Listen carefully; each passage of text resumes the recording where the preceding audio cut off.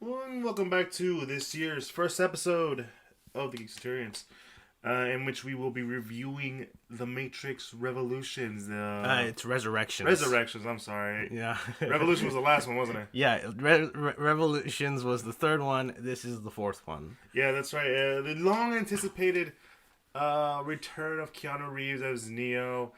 Will it live up to the same interest as the first Matrix? Because let's face it, the last two weren't that great. And like in this, I think ever since Keanu became like the big, lovable actor that he rightfully deserved to be, people want him to back for a lot of things like Bill and Ted, which I have not seen. I've heard it's pretty decent though. Yeah, I kind of forgot they made another one. Yeah. Yeah.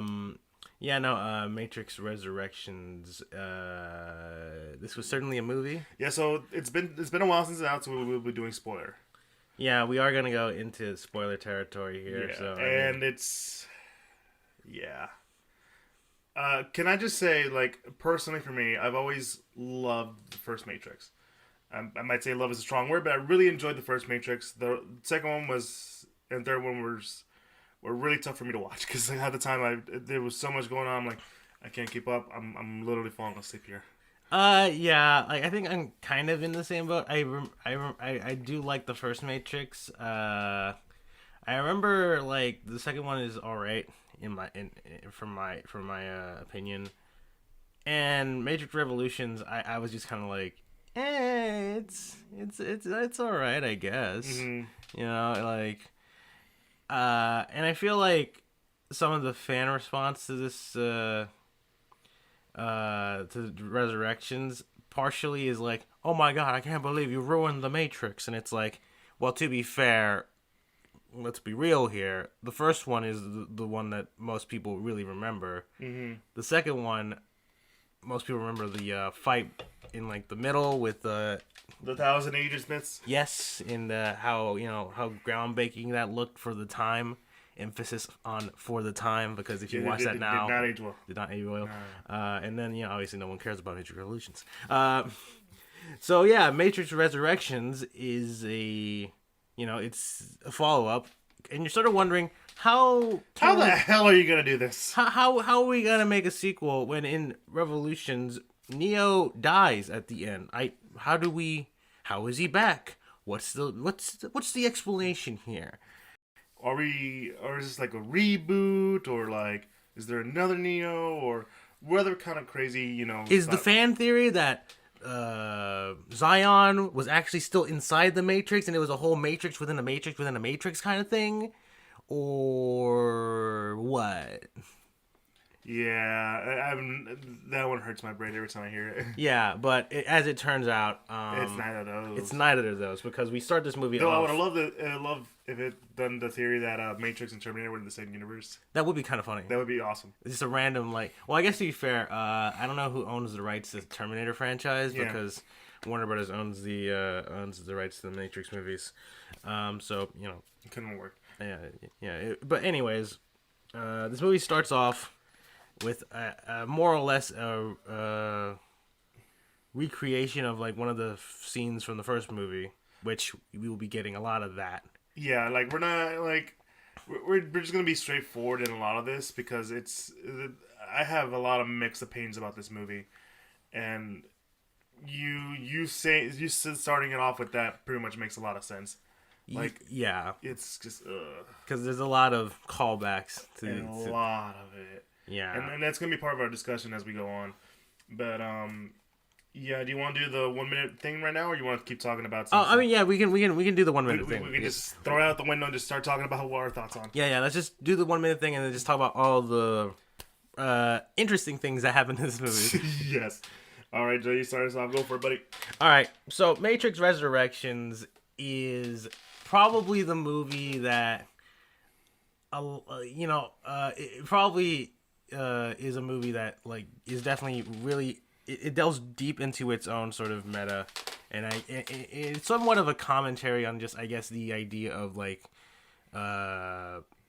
film franchises getting these or like various sequels or reboots or various things to film franchises. It tries to do it in a interesting way, but it sort of comes across more as sort of a Self-indulgent. yeah self-indulgent view of the franchise as a whole, instead of being sort of like having nostalgic look backs and maybe continuing the story in interesting directions. It sort of just lounges in its own sort of you know, reverence for the old movies, as well as not really doing a whole lot with, you know, it being a sequel. It is just a interesting but overall not very well executed uh, look at the Matrix franchise as a whole. So just you went over a minute, but I let you keep going because you were on a roll right there. Yeah. I know. I kind of went over a minute, but it just kind of There's a lot to talk about in that specific aspect that you just mentioned about it kind of like going for that nostalgic feel. But yeah, okay. So I'm gonna give you my thoughts, and we can just go. We can probably start off after my thoughts. We can just start off with the whole nostalgia feel, because that is something that I do have a problem with. So, my thoughts on the Matrix essentially is this: it's a movie that I didn't ask for, and I didn't really look forward to. I went into this with an open mind, even though I heard a lot of like mixed stuff about it.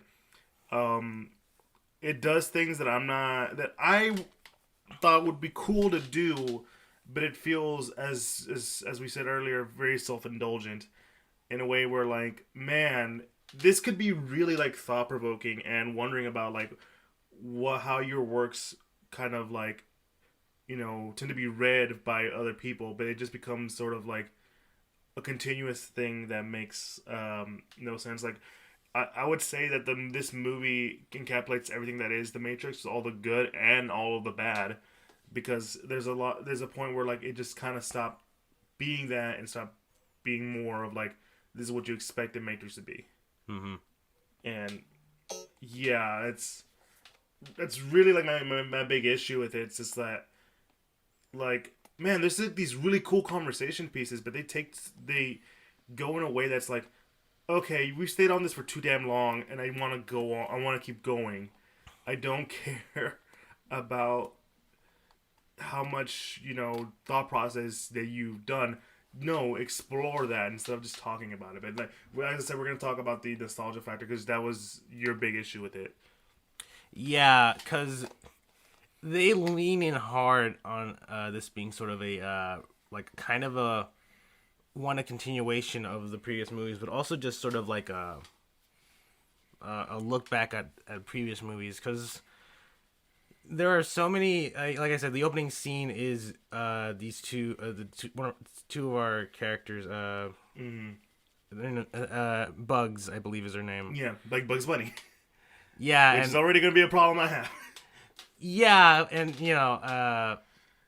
part of my brain now realizes they do an Alice in Wonderland thing with her too, because when she talks to Neo, she has a rabbit tattoo, and it's like, you're gonna have to follow me down the rabbit, follow me if you want to like learn the truth. And it's like, oh, I get it, down the rabbit hole. Yeah, okay.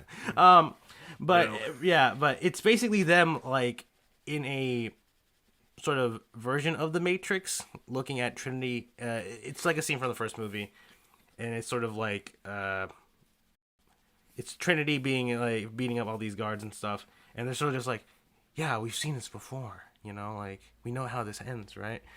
And that's To look straight into the camera with the audience. Yes. yeah. It's kind of weird. It was very weird because like I immediately was like, okay, so we're redoing the first opening scene, and there's Jessica Hedwig as Bugs, and then as we go along, it's Morpheus. There's Morpheus, but it's the new actor playing Morpheus, whose name I cannot pronounce because I can't remember off the top of my head. Yeah, but it already establishes like, okay, we're gonna be like going back with some like, good old Matrix nostalgia into like all that stuff, and it's splurred throughout the film in ways that I'm like, man, does this feel lazy? Yeah, like there's certain elements in this movie where like there's moments where Neo's talking, doing stuff, right? and he has these sort of flashbacks that are just intercut with just scenes from the original movie, and then there's like certain which isn't like too, it's not too crazy, but then there's like moments with I forget the name of the character, but he is basically supposed to be Agent Smith. Yeah, he's Agent Smith. Yeah, and he sort of like says a line. Actually, I think it's even in the trailers and like promotional sequence where he's like, "Mr. Anderson," and it cuts to back and forth with him. His yell and, and it's in those kind of moments where it feels just very annoying and just sort of like, okay, we get it. This guy is supposed to be Mr. Smith. You don't have to like do these cut back and forth to try to remind the audience. And even Neo. And Neo that it's like it's Agent Smith, like just like just give him the same like mannerisms and speech pattern and people can figure that out, all right? Sure, it's been like 20 years since like the last Matrix movie, but like come on. Like that's just also, and no, this is not a disrespect to the actor playing New Smith, but it's just like, man, you kind of miss Hugo Weaving. Yeah, that's something like with the new Morpheus, like it's sort of I got his name now. Yahya Abdul Mateen II. Yeah, I can understand how you could forget how to say that name.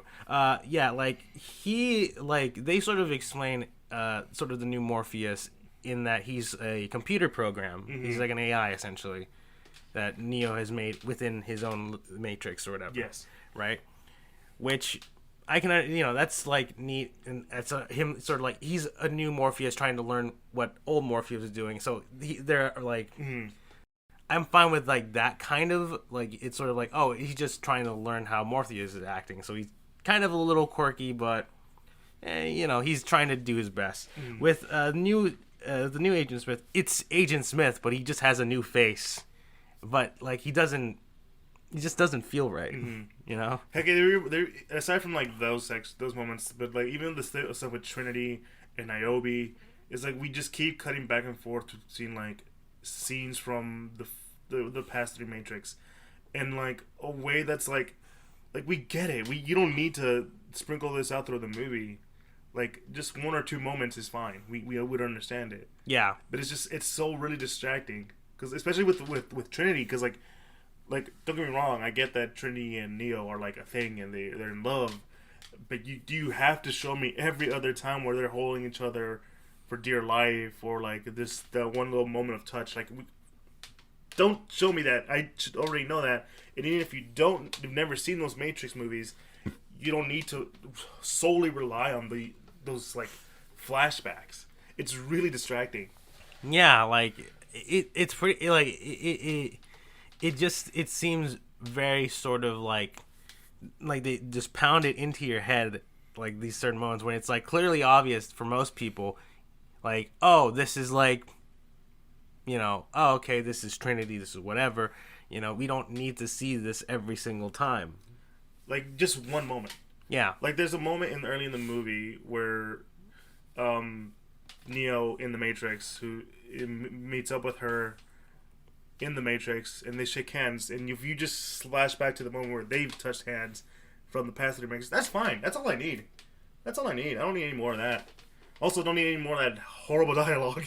Yeah, there's some like interesting dialogue Holy shit. written in this movie. We have, I forget the name of the guy. His co-worker. Yeah, we have one of Neo's co-worker who probably works for Blizzard. He's definitely a weirdo. Yeah, like he says some stuff. I'm like, bro, that is like super inappropriate, even amongst dudes. Because in this Matrix that Neo's trapped in, Neo and Trinity are trapped in it. Neo is a game designer, and Trinity is named Tiffany, and she is a mom. She has kids and stuff. Husband and 2 kids. Yeah, husband and 2 kids. And like the coworker just sees and is like a bona fide MILF, am I right? I'm like, dude, what the hell?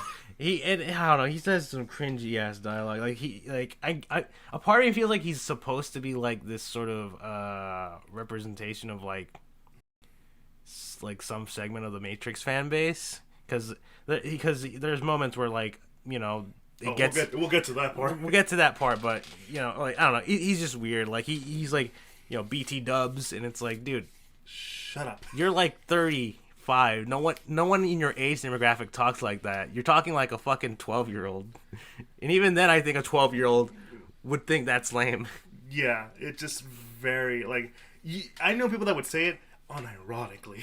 Yeah, this dude's like fully like, yeah, I'm saying this because I'm cool, right? Get out. And even the kid, oh my god, he said something so like, I'm like, wow, kid, fuck you. I don't even like you. I hope you die. Yeah, the kid actors aren't the best in this movie. I know, no offense to those actors, but man, you guys got horrible dialogue. Yeah, I mean, yeah. But no, it's just there's a lot of like nostalgia trips in this movie that I'm like, I don't need this. I just give me the I don't need you to remind me of the Matrix. This is the Matrix. Just give it to me, and just do it in a way where it's not. And you and I had this conversation before, where you were talking about how this movie is being compared to No Way Home in terms of nostalgia, and you were saying that in that thing you were reading that the nostalgia in Spider-Man is written better than in this one.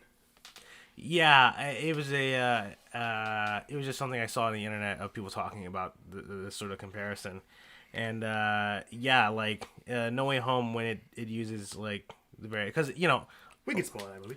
I won't spoil it too much, but its whole use of nostalgia because obviously it's drawing a lot from the previous two Spider-Man film franchises, right? You have Electro, you have Sandman, Doc Ock, Green Goblin. Like they're not just there just to be like cool winks at like the audience of like, oh yeah, remember this character from this movie you liked? And it's like, no, they have actual reasons, motivations, impacts to the plot. Like it's not just like a wink to the audience like, wait, yeah, you remember this, right? Like how the Matrix seems to like wants to do with a lot of these cuts and stuff. Like No Way Home doesn't do that. It uses the power of nostalgia to push the story forward in good ways and have some very emotional scenes too. Like again, not to go too much into spoiler, but we all know that all three Spider-Man show up. There are moments where I'm like, dude, I could just have a movie with these three guys, just because like just how much they interact with each other and like not just be like, hey, I'm Peter Parker from another universe. It's like, no, we're all Spider-Man. We're all Peter Parkers. We all share a sentiments of grief. And that was just a beautiful moment. Here, you don't really get that because half the time it's just like, here, there's nostalgia. And it's like when a lot of people say like the use of nostalgia is like nowadays people are really annoyed when people use nostalgia, right? It's done in a way to make like, hey, remember this?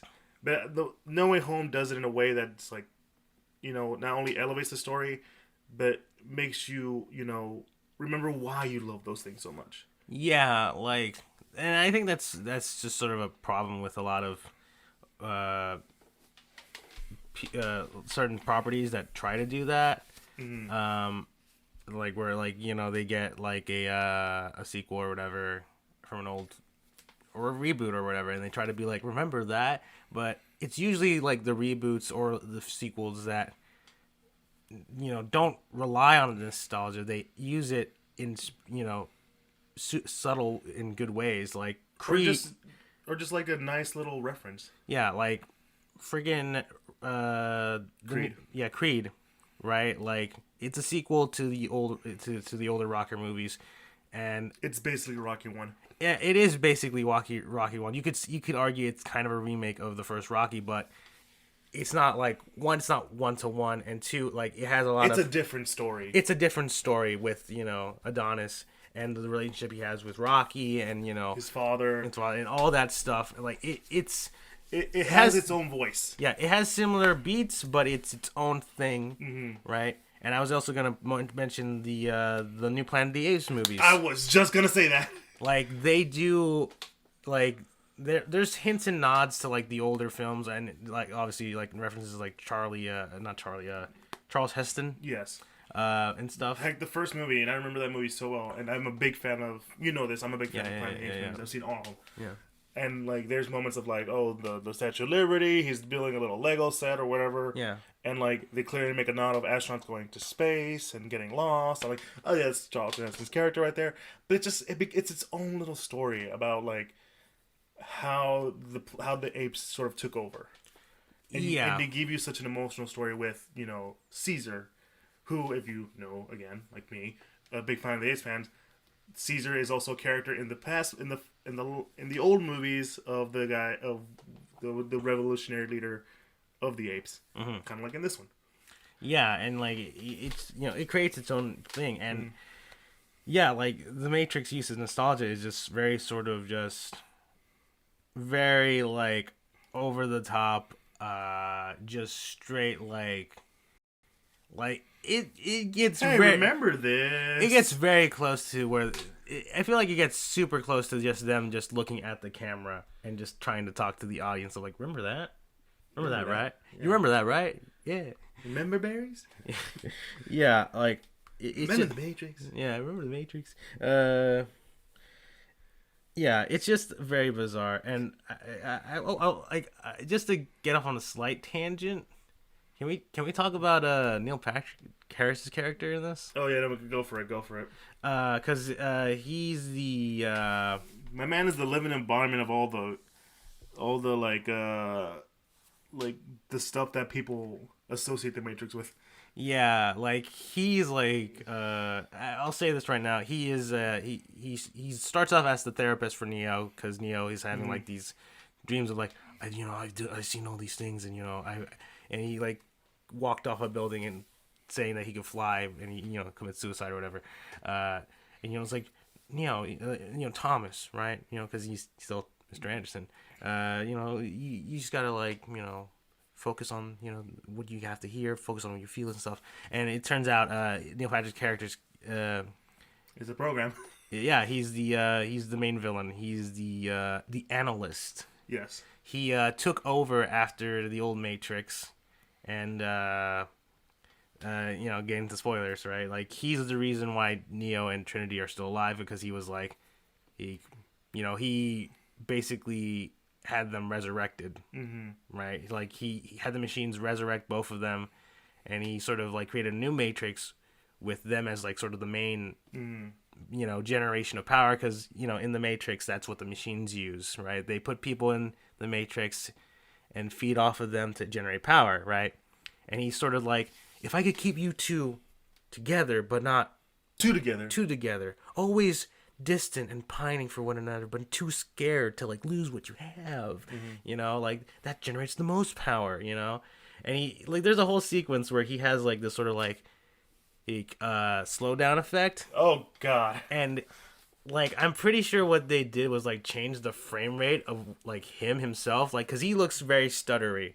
It's not how you like see a lot of like slow down or like super speed kind of things in movies. It's not like Quicksilver or anything like that. Yeah, from the X-Men movies. It's straight up like just everybody else is still in motion, but he's the only one moving in like sort of current speed, I guess. But he has like this weird frame rate thing, and it looks like I think I can get what they wanted to do, but it just doesn't. It doesn't come out right. No, it looks like if you ever played like any online game, if for those of you that have. And there are moments where like everything feels kind of jittery, or like you take one step and it felt like like one step felt like it was 20 steps. Actually, 1 step, 20 step, what kind of shit, whatever. Yeah, it's that. It's it looks. He looks like he looks like he's in lag. He is lagging the fuck out. My man, disconnect, reconnect, whatever. Just get out. Also, he also does this whole like taunting lines like, hey. Isn't it funny that I'm using bullet time, The power to find you? And it's like, right. Yeah, because that was the one thing that defined the original Matrix, right? Just bullet time. Which I didn't even know that's what it was called. Just the slowdown effect. Yeah, it's a whole thing. I all I can say is that Neil Patrick Harris as a villain is a little...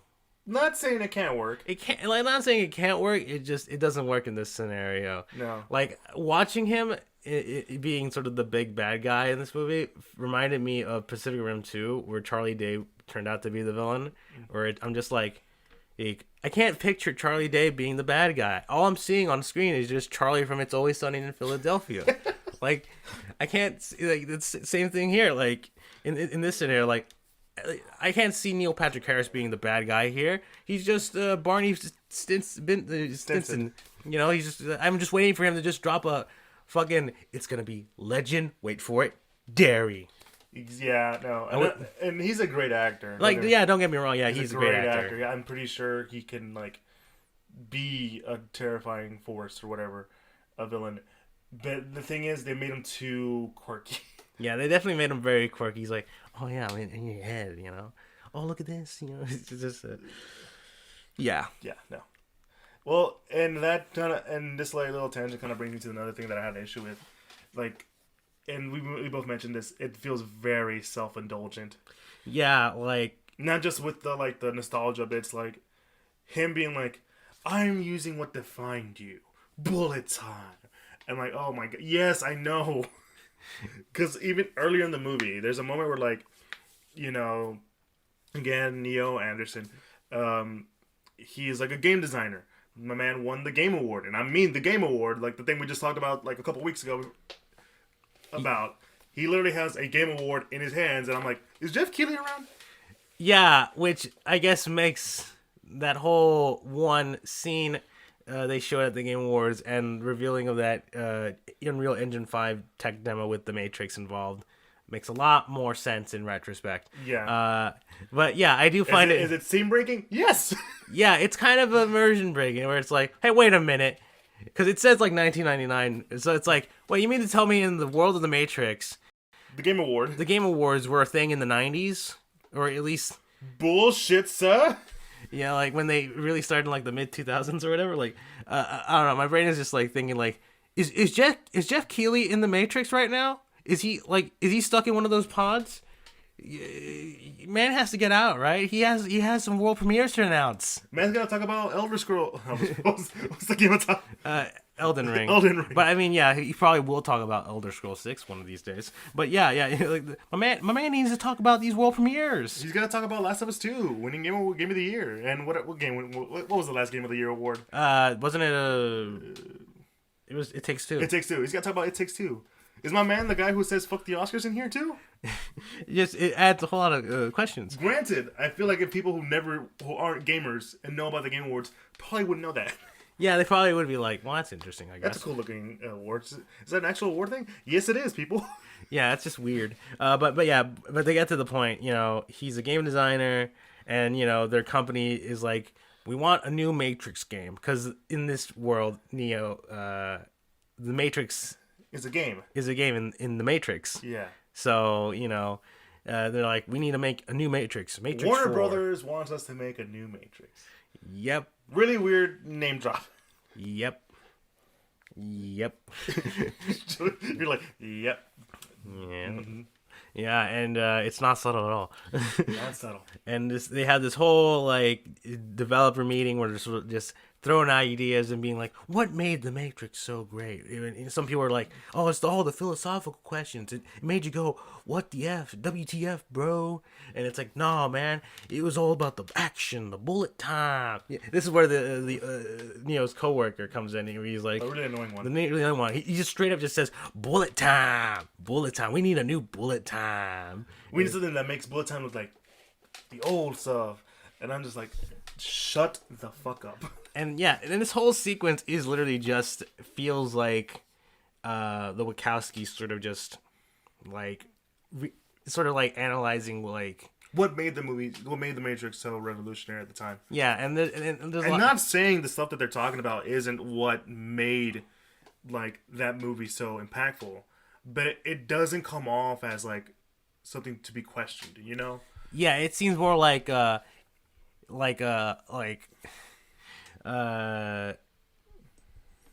just very sort of self-indulgent, right? Like, yeah. Just like, look how great we are, right? Mm-hmm. Look how great, look at what people were saying about our movies, right? Mm-hmm. Where it's like, there's even like segments where people are like saying, oh, it's about crypto-fascism. It's like, no, it's about stuff, which I mean, probably makes a lot more sense considering Wachowskis. the Wachowskis, right? The Wachowskis, Our sort trans. of, yeah, they transitioned and stuff, and that's a whole thing. And I guess to be fair, you can kind of maybe see some of that stuff in like something like Cloud Atlas. Although That's a different kind of thing. that's a different kind of movie. Yeah. And yeah, And like I said, like those are like awesome like things to talk about, but they lead nowhere. yeah, it's just them throwing out these things, but no one in that like game studio actually talks about what made the Matrix the Matrix. It's just them spitballing all the stuff that people have said about the Matrix, but they never really answer the question of what made the Matrix so great. They don't give an answer to that. They just sort of say, "Oh, look at all the stuff people say about the Matrix." Yeah, and don't enter in a way where I feel like it should have went where like it's like it depends on what you see. Yeah, like I was honestly expecting them to go that route, where like Neo sort of just goes, "It doesn't matter about what the Matrix is. It's just what people wanted the Matrix to be, or whatever, or something like that." And maybe they said that, and I just didn't understand it because at some point the story just kind of fell apart. Yeah. But like it's just so weird how self like indulgent these moments were. It's like, yeah, we're the Matrix, we're cool, and I don't think that was the intention. I don't think that was the intention at all with the Wachowskis were trying to do, but it just came off that way. Like, we cause this, we cause that. People say we're this, and that, but you don't really say anything, especially towards like when Neo gets out of the Matrix, because at that point it just becomes a Matrix movie. Yeah. A standard Matrix movie, like if like you've never left. Yeah. Yeah, because he goes back to Zion, or at this point it's Io. Yeah, it's IO. And I will say this, like this is probably like the only thing I kind of liked about the movie. Yeah. Is that shit has actually happened. World building. Yeah, there's some actual decent world building that has happened past Matrix 3. It's not just like We're still at war. Yeah, it's not like the Star Wars sequel movies where it's like, oh, we basically just remade the Empire and the Rebels, but they're called the First Order and the Resistance. No, here we actually get some neat world building. It's like there was peace. Humans and machines and Io live together in peace, but there's still evil machines, that put Neo in the Matrix still. There was a whole machine versus machine war because, people were leaving the Matrix. That means there was less energy, and therefore that led to conflict between the machines themselves, And, there's just like... And they're working together, and they're bringing back, like, life to the Earth. Yeah, like they're making berries in these greenhouses, and it's like... That's neat. That's interesting. I really like that. I wish I saw more of that because we only spend like maybe 15 minutes tops in the real world before. We gotta go save Trinity. We gotta go save Trinity. Literally, Neo gets rescued from the Matrix, gets shipped off to Io. He has a talk with Niobe. And he's like, "I'm sorry, Neo. I know you're gonna go try to save Trinity, so I'm gonna lock you up." And I have the captain and her, Bugs and the rest of them like clean their ship. And it turns out, Morpheus just shows up. It's like, "Hey, you ready to go? Because we're breaking out." It's like, "Oh, okay, let's go." What was the point of all that? Yeah, like it's like what's the point? Like I don't know. That's probably my other problem with this film is that there's like weird pacing and stuff. It's like it feels like we're spending time in the Matrix. Neo gets out. Then we're in the real world seeing some interesting world building stuff. And then it's like, we gotta get back into the Matrix. All right, people aren't here to see the real world stuff. The Matrix is what's interesting. And I know. But look at all this stuff you guys just showed off. I want to see more. And like, I do like enjoy, like, do really like that. Yes, there's human machine, like peace. Like there's actual machines, or do they call them like synthients? I think is what it's called. Yeah. Like. Because I guess machines is like the slur. is a slur in the Matrix universe now. Which granted, I kind of like that idea. Yeah, it is kind of funny. It's funny, and it probably would make sense that the machines would be like, "Hey, don't call me a machine. That means I'm a slave." Yeah, like my yeah. I want to be equal to you guys. Yeah, and it is neat that they work together. Yeah, that's pretty cool. Like they help. Like there's like two machines that help break out Neo from the Matrix. Like once he pops out, he's And getting you see these like machines, and you're thinking, oh shit, Neo's gonna get wrecked by these machines. Like no, they rescue him, and there's like a moment where you're like thinking, oh, maybe they reprogrammed them. It's like no, they helped us because of their own free will. yeah, that's awesome. Yeah, That's so cool. and like that, it barely like is even a thing, right? Yeah. It Heck, Morpheus himself is technically machine now, yeah, he's an AI, made within the Matrix. and he's like a bunch of like little text balls and whatever. Yeah, that he can like he doesn't have like full interaction with the real world. He can like touch stuff, but like, you know, he's He's still interacting. yeah. That is pretty cool. It's like, oh my god, this is amazing. Like the little sci-fi nerd in me is like, this is cool, but then like, it means nothing. Because like it doesn't matter because all that matters is Neo getting Trinity out of the Matrix. Which granted, that's like the whole point of the story is just like them getting back together, but like, man, does it take forever?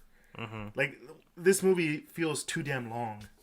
Yeah, it is like 2 hours and 30 minutes, I think. So, yeah, it is sort of like the standard length of a blockbuster movie nowadays. But it definitely feels like not a lot happens for what ends up happening. No. Like it's literally just we rescue Neo, and then Neo goes back to get Trinity. And Yeah, then we that's go it. to point A to point B to point C in less than 3 hours.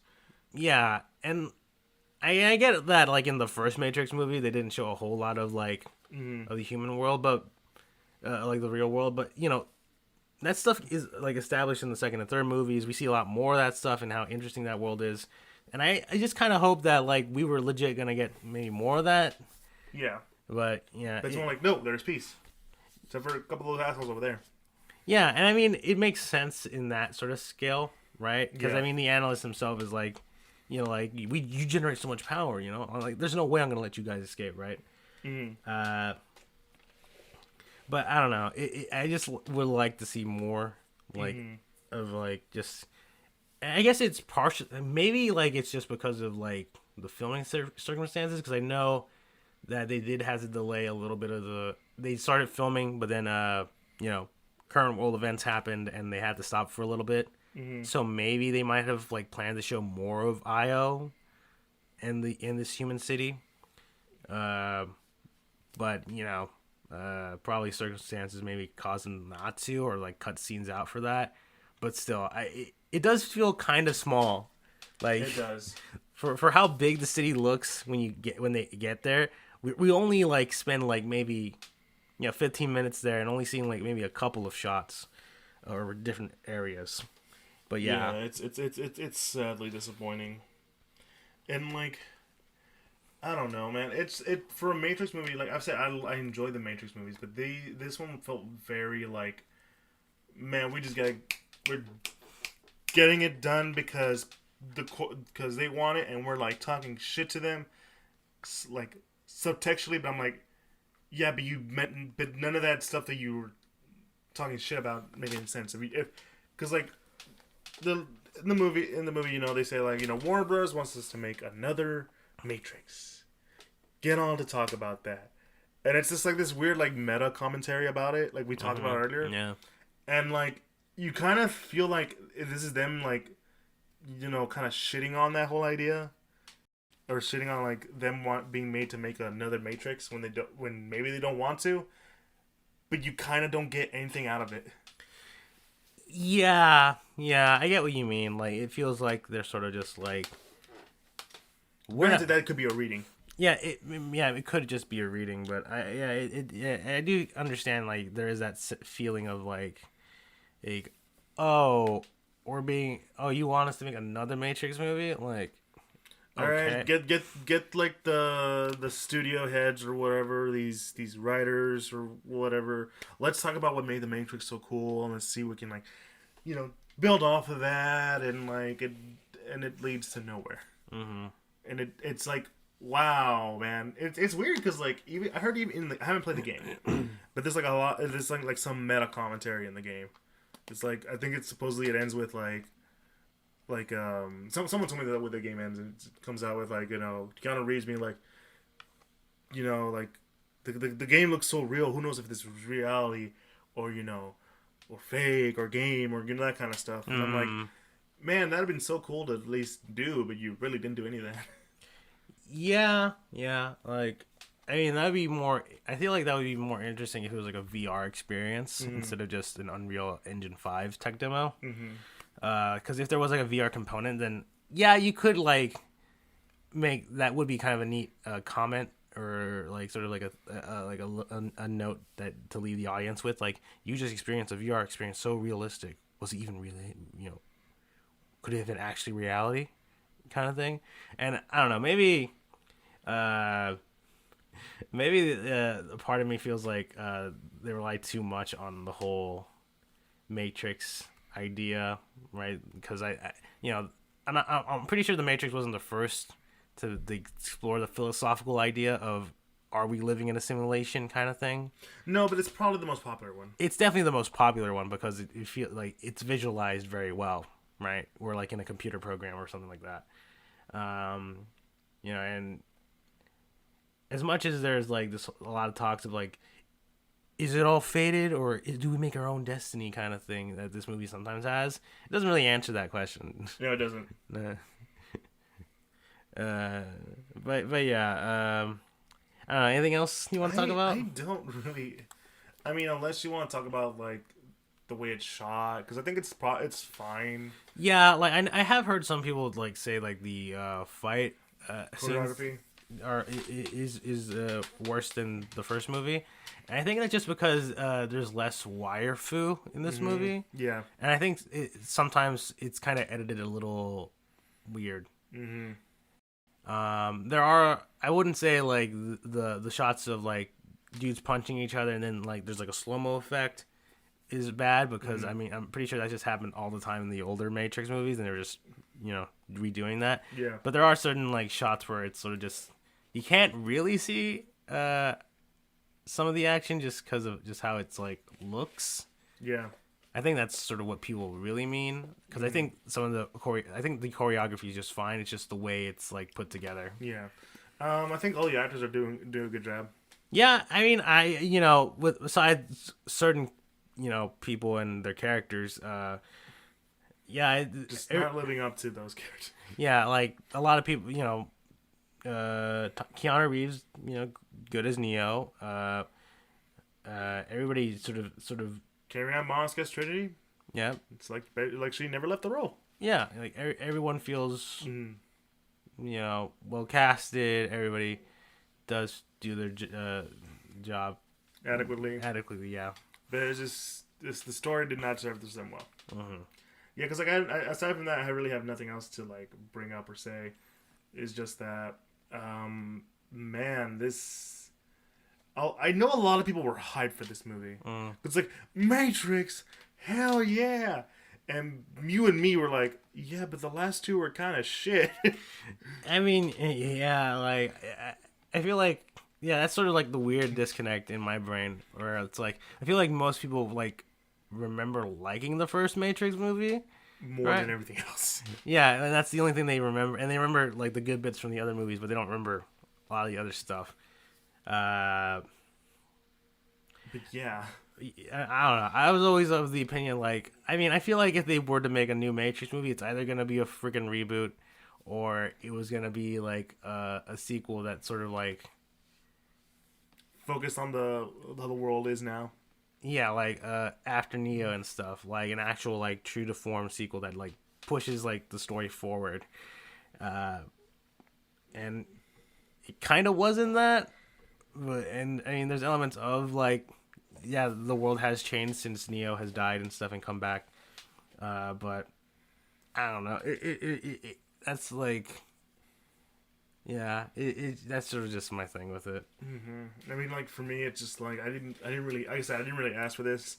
I didn't really want it. I was fine with the ones I had. Just you give me an extra one. Yeah, sure, I'll watch it, but I didn't really feel much for anything. So yeah. That's all I really got to say. I mean, I know people out there really like it, but I'm just like, nah. I'm good, buddy. I'm good. I'm good. If I didn't have to do it for this, I probably wouldn't have watched it. Yeah. Ratings? Damn, that's gonna be a tough one because, um, from, I mean, I've always said like 7 out of 10 is like the most, like, you barely passed, which is fine. It's a pretty decent movie, but for me, I probably have to give it a 6 out of 10. For me, I like the beginning half. I'll say that. Where the idea that it's like whether or not Neo is in the Matrix, but once you get out of it, it's like it becomes Matrix 2 and 3, because it becomes like that, and it just like we're just moving the plot, no time to characterization and all that stuff, and just the self indulgence like really just takes it away from me. The way they handle nostalgia and all that stuff, it's just not really worth it. It's just no, I didn't really like it. And I've said this, there's some medium out there that knows how to do fan service and nostalgia well. We just mentioned like 3 movies that do nostalgia in a way that's like, one, very like nostalgic if you've ever seen those movies, but like do it in a way that's like new and fresh and give it its own voice. And that didn't have it for this one. And granted, those were more reboots than like sequels, but even in this one, when you're giving so many ideas about what made the Matrix so revolutionary at the time, and not really doing anything with it, or like having that kind of conversation, makes me not really want to watch. Makes me not really be as interested. So yeah, 6 out of 10, most because I feel like there's still some good in it. Okay. I probably would say, I'd probably go 5 out of 10. Jeez, I mean, it's not like it's not terrible. yeah, like I don't think it's like the worst thing I've ever seen in my entire life, but like, and there's good bits of it that I really like, but there's also just a lot of things that either just like are like pet, they just like don't they either say like just put they say these things or they show these things and it doesn't really mean much, or it's just straight up like a they just Smelling their own farts. yeah, smelling their own farts sometimes. That's what it seems like to me, They're just huffing their own farts and stuff, and it's sort of just like, okay, but are you gonna say anything interesting instead of just are you gonna actually like comment on these things, or are you just gonna be like, oh, look how cool we were? Yeah, we were cool, right, guys? And I feel like if I'm not trying to say anyone's dumb, but I feel like for a lot of people, no, they're saying something really smart, but just saying smart stuff doesn't make you be smart. Yeah, if you're just saying a lot of big fancy words, but you don't really focus or even explain why you're saying these things, or if there's no point and you're just saying a bunch of smart things, then you're just... Listen, I can explain to you how 2 + 2 = 4, but I can show you why 2 + 2 = 4. Is what I'm saying. Yeah, like I think that's a decent analogy, right? Like show don't tell, right? If you're gonna talk about like have this whole segment of just people just talking about what made the Matrix great, but not elaborate of like the film's own sort of Thesis. Yeah, thesis or response to that question, and just say nothing. It's like, then why even bring the question up? Yeah, because like none of it comes back. No, none of it. I mean, you have Neil Patrick Harris, who is like the living embodiment of like, I guess the dude bro mentality of what made the Matrix cool. Like, all the bullet time, all the slow mo, but like, yeah, but that doesn't mean anything. And plus he doesn't feel like they have a threat. Yeah, not really. It's just like, oh yeah, I guess, yeah, cool. I mean, sure. I mean, it's sad that we had to like. This is the second time in the beginning of the year we review a movie, and we're just saying like, yeah, it wasn't that good. Because the last time it was Wonder Woman 1984. I mean, yeah, but I feel like I at least somewhat enjoyed Wonder Woman more than this film. Fair, I'll give you that. At least there was some fun. Not great fun, but some fun. Yeah. And it didn't try to like give us an existential question that led us to nowhere. Yeah. Yeah. Alright guys, so that's going to be our review for The Matrix. If you enjoyed it, please follow us on social media on Twitter, Instagram, and Facebook at the Geek Centurions. We are most active on our Instagram. And if you go on there, you'll find a link tree to all the podcasting sites we're officially part of, like Apple Podcasts, Google Podcasts, Spotify, all that good stuff, and a link to the YouTube for all you audio listeners out there who want to put a face to the voice. That's where you'll find us. Like, comment, and subscribe as you tend to do on YouTube. And if you want to support us in any form of way, we do have a Patreon at the Geek Centurions. There you'll be able to support us in any form of way, and really anything would help, as long as it goes to a way that can make us be better and help you guys be more active in how we do things. But yeah, that's Matrix Revolutions. I mean, if you enjoyed it, good for you. Resurrection. God damn it. I hate when I do that. But yeah, no, if you enjoyed it, good on you. We're not talking down to you, but it was just for us. It was just... I don't want to say it was a waste of time. But damn it, you could argue it was. Potentially. I mean, I will admit, hearing a kid just say, "I'm trying to blow my mom," was kind of cringy. And, you know, maybe that was time worth spending. That hurt my soul. It did. Why would you... Who are you? Who wrote that? Alright, that's it. It's been your boy Eli. It's been me, Joe. And here's the start to a new year. Have a good one, guys.